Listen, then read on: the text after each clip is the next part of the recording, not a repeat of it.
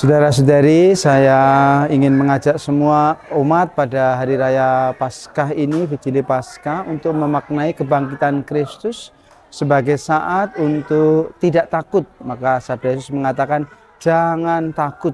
Jangan takut untuk menyuarakan kebenaran, jangan takut untuk menjadi saksi kebenaran Kristus, dan jangan takut menjadi pengikut Kristus yang sejati, menjadi orang Katolik. Jangan takut, yang pertama.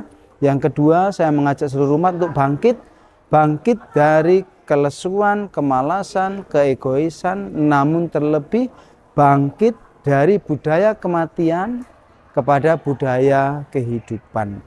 Dan yang terakhir, saya ingin mengajak seluruh umat untuk love, mencintai secara baru.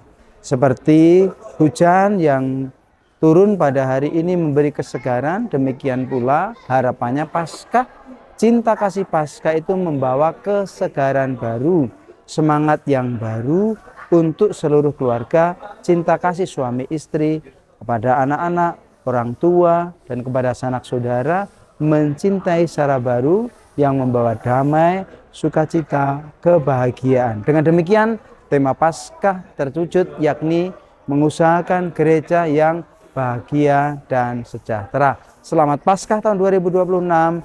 Tuhan berkati Anda semua, berkah dalam.